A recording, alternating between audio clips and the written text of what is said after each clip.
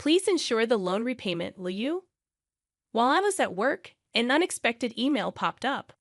Upon hastily reaching out to him, Greg calmly began to explain. Oh, sorry about that. I've fallen for someone else and decided to start a new life with her. Furthermore, he revealed his plan to take the luxury car recently purchased in my name with a loan. Despite my attempts to dissuade him, my husband ignored me, abruptly ended the call, and became unreachable. In the end, Greg disappeared with his mistress, leaving behind a substantial debt. As a mother to our 10-year-old son, I never envisioned such an unfair situation.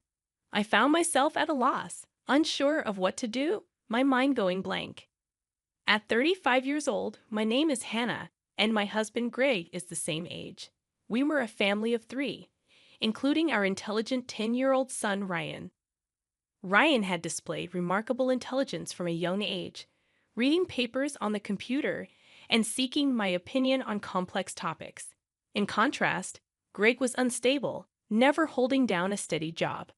Despite my full-time job and concerns about our future, Greg had recently maintained a stable income for 3 years. Lately, Greg spoke of making memories as a family, leading us to decide on buying a $35,000 camper van. However, due to Greg's inability to pass the finance company's loan review, I ended up taking the loan for the car. On the eagerly awaited delivery day of the camper van, I received an abrupt email from Greg stating he would graciously take the delivered van since the loan was in my name, and I would handle the repayments. Confused, I called my husband immediately, only to hear him confess, "Well, I've fallen in love with another woman and decided to date her. I intended it to be just a fling, but it turned serious, so I'm thinking of starting over my life with her." Bye. He mentioned the divorce papers we had discussed during a previous fight, declared he would file them, and unilaterally ended the call. This exchange marked the first time I realized I had been betrayed by Greg, a shocking blow. Subsequent attempts to contact him yielded no response. When I returned home from work and checked the drawer where the divorce papers should have been, they were already gone, leaving me burdened with a significant debt from a $35,000 car loan. Despite my repeated attempts to reach out to my husband through emails and calls, I never received a reply. Ryan, noticing my unusual behavior, came to check on me with concern after dinner. "Mom, what's wrong? You haven't been eating much lately. Are you okay?" Yeah, maybe. I'm just tired." When people lie, they look up to the right. Lying is bad. I've noticed Dad hasn't been home for 3 days. Did something happen between you two? Startled by Ryan's sharp words, I took a deep breath to calm myself. Feeling that I could no longer hide the truth, I decided to tell Ryan everything. "I see. It's just like Dad to do something like that. Aren't you sad?" "No. I kind of understood from how things were going." Ryan, seemingly foreseeing the future, appeared unconcerned about our parents' divorce, but I knew he must feel sad about it in his heart. While silently apologizing to Ryan in my mind, I worked desperately, trying not to think about the dreadful events. However, my body was honest, and gradually my health deteriorated. There was a training session planned at work that day, but I couldn't stand up and ended up squatting down. "Sorry, I can't stand up right now. I need to take a break." I heard my colleagues' voices full of concern, but I couldn't respond and collapsed. When I regained consciousness, I found myself in a hospital room. I received a diagnosis from the doctor that I needed detailed examinations, and I was admitted to the hospital. Hannah thought, "I feel so pathetic. It's supposed to be just emotional stress." Looking at the IV drip in my arm and the white ceiling of the hospital room, tears naturally started to flow. At that moment, Ryan, who is usually calm, rushed into the room with an extremely worried look, prompting me to quickly wipe away my tears. "Mom, what happened? Is it serious? You're not going to die, right?" "Of course not. I wouldn't leave my dear son alone." That's good, really. I was called by the school teacher and told that you were taken to the hospital." I was so shocked. My heart nearly stopped. Ryan is usually mature for his age, but he's still only 10. I felt a strong resolve to get better for his sake. But my condition was worse than I thought, and I was diagnosed with a serious illness. The doctor advised, "You should have surgery as soon as possible. Please make a decision quickly, following the doctor's advice." I underwent surgery, and by the time I was discharged, it had been a month since Greg had left. When I returned home and opened the mailbox, I found a demand letter for the car loan payment. Hannah thought the repayment should have been automatically deducted from my account. In panic, I checked the account balance with my cash card, and the balance, originally $20,000, was now only $33.90. Hannah thought, "Greg did this. I want to ask him to return the money, but I can't contact him. What should I do? Since I don't have the camper van, I can't sell it." After Greg left, everything seemed to be going in a bad direction, and my mood sank deeper. Seeing me saddened by my series of misfortunes, Ryan put his hand on my forehead. "You look pale. Are you feeling sick again? You don't seem to have a fever, though."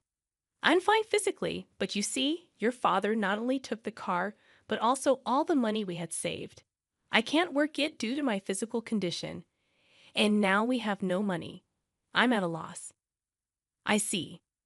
Then I'll deliver newspapers, and I'll search the internet to see if there's any work I can do." Encouraged by my 10-year-old son, I told myself that it wasn't the time to be down. "Sorry for worrying you.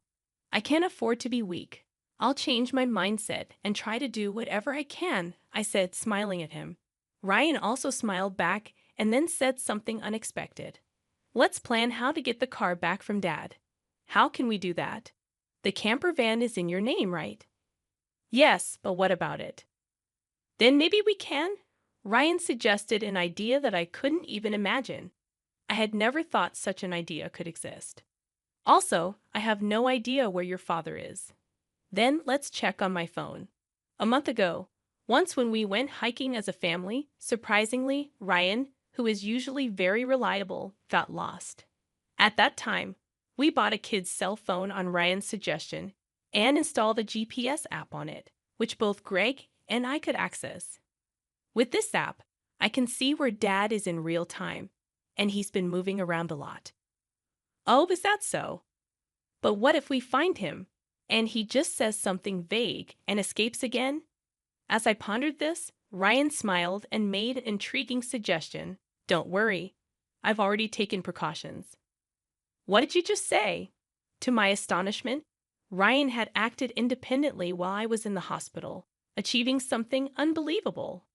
I thought, I can't believe such a smart child came from me. Understanding Ryan's words, I was simply amazed. He had even caught wind of Greg's mistress. "All right, let's teach Dad who betrayed us a lesson." "Okay, let's start the plan right away." Together, my son and I prepared for that moment. Hannah thought, "With Ryan by my side, I'm invincible. Bring it on, anywhere, anytime." 3 days later, my phone rang. "Ah, it's me. Please, I need your help." "Oh, who might this be? Don't play dumb." "It's your husband. Obviously, I'm being questioned by the police about you. At this rate, they might ask me to come to the police station voluntarily. Help me out." "Oh, is that so? Just wait a moment then." I immediately went with my son to where Greg was, and to my surprise, it was a forest park near our house where camping was possible. Greg was being questioned by the police in front of his car, looking bewildered. Feeling pathetic, I sighed and told the police we needed to have a talk as a couple and asked them to leave for a while. At that time, Greg seemed uncomfortable being watched by the people around us and urged Ryan and me to get into the car. Inside the car, Greg's mistress was sitting cross-legged, glaring at us, but that was no longer important. "Sorry about that. Thanks for coming. But why did the police suddenly show up at my place? I don't get it." "That's because I filed a report about the missing camper van." "What? Why would you do that? It's obvious, isn't it? My car was stolen." Greg, foolishly thinking that actions between spouses can't be criminal, was saying nonsensical things. But the world isn't that naive, you know. You filed for divorce, remember? Forgot? So we are strangers now. And you're driving a stranger's car without permission. That's a crime. Ryan figured all this out. Typical, sharp as ever, that kid. But I didn't steal the car. I just borrowed it for a bit. Oh, is that so? Well, I'd like to use my car now. So could you return it? That would be really helpful. As I reached out my hand, asking Greg to return the keys, he reluctantly handed them over after confirming it was returned. Ryan quietly started talking. Hey, why did you abandon your family and choose to play around with this woman? Caught off guard by his son's unexpected question, Greg was flustered and awkwardly scratched his head. Seeing this, Greg's mistress chuckled smugly and started talking. It's because I'm more attractive than your mother. Look at me, you can see it, right? He fell head over heels for me and decided to leave his family. Quiet. I didn't ask you, old lady. Dad, you answer. Mandy was silenced by Ryan's stern tone, but Greg remained quiet. If you can't explain, that's fine. I'll just have the police come back and arrest you. Wait, hold on. Okay, I'll talk. Mandy, it turns out, joined Greg's company 3 months ago.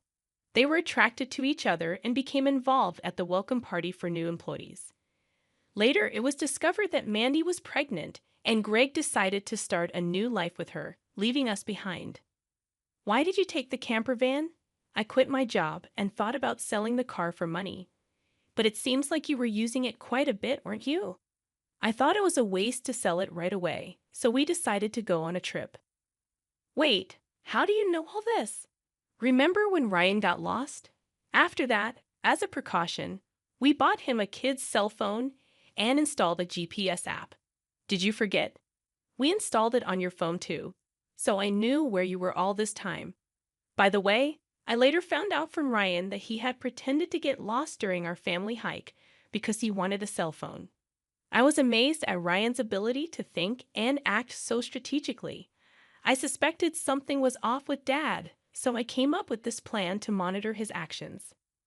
You really are a terrifying child. I will never become an adult like you, Dad, who betrays important people without a second thought.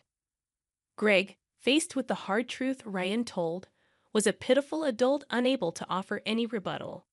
In contrast, seeing Ryan, only 10 but able to think and speak his mind firmly, gave me a sense of strength as a mother.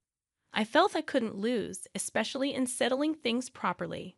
Also, return the $20,000 you withdrew from my account right now. That was our joint property as a couple. I don't have to return it. No, it's not that. The money was what I saved little by little since I was single after all. You always quit your jobs midway, so we hardly ever saved money together, did we? I was appalled to hear that the $20,000 had been squandered by Greg and his mistress. It was the moment I felt relieved about divorcing him. So that's how it is. But if you stole and used the car and my money, that's going to be a serious crime. What? I just sent the police away, so it's not their business anymore, right? I only said we would talk. I have no intention of withdrawing the complaint.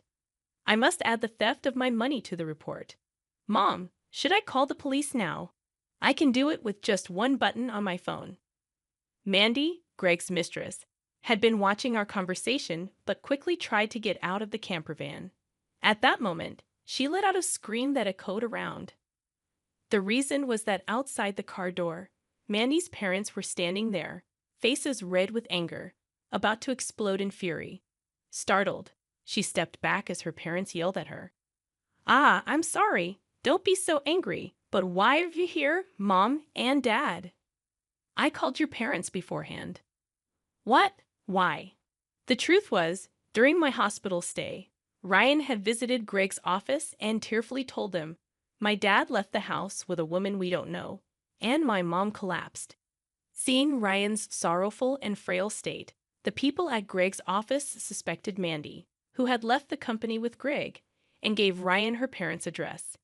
Greg and Mandy had been overly friendly at the office, and there were photos showing them together at the welcome party for new employees, looking like a couple.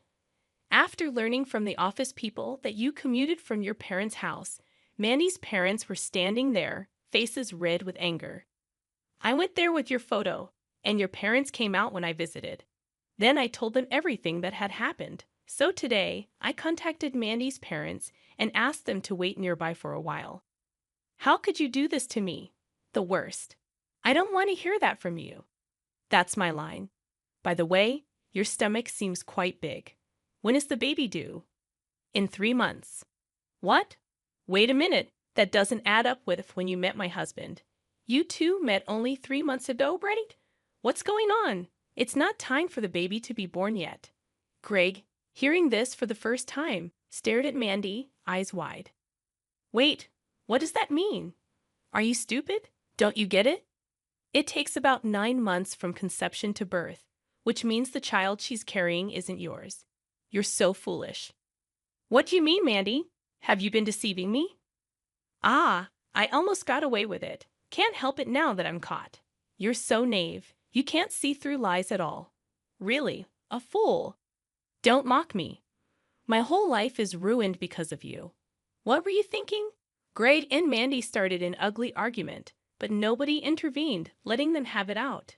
Meanwhile, we contacted the police again to explain the situation. As it began to get dark, the forest park was brightly lit by the red lights of the police cars. No, really, I was wrong. I was truly wrong. I'm sorry. I'll work hard and never cheat again, so please just don't arrest me, Dad. People don't change that easily, especially lazy people like you. Exactly, Ryan's right. I can't trust you at all. Reflect on your actions and pay for your crimes at the police station. If I get arrested, I won't be able to pay back the money. Is that okay with you? I don't mind. Pay me back after you've atoned for your sins. Take your time, don't worry. I've already found you a place to work. Let's see, there's Ryan's child support plus the $220,000 you stole from me. I'm not sure how much it will all add up to, but you'll work and pay it all back. I had one last thing to say to Mandy the mistress. You might think you're just an onlooker, but don't forget you're an accomplice to Greg's theft. Be prepared for that. When I told them that Mandy would have to pay if Greg couldn't return the stolen money, she shivered in fear. Mandy asked her parents for help, but they refused, saying, "We disown a daughter who causes trouble for others." Thus, Greg and Mandy were taken away in a police car together. Thanks to Ryan's smart strategy, we were able to punish Greg and his mistress, Mandy. Though they were released from detention soon after, they faced a hefty payment to me. Through a lawyer, I claimed $20,000 in damages. Additionally, I made Greg agree to pay $500 a month in child support for Ryan. I introduced Greg to a subcontracting factory of the company I work for. The support and other charges I claimed from Greg would be deducted from his salary and paid into my account. I also sold the camper van and was freed from the auto loan. Since then, my health has improved remarkably, and I am now energetically committed to my job. Ryan has been actively helping with household chores and errands. I want to keep moving forward strongly so that Ryan can pursue the path he loves without giving up.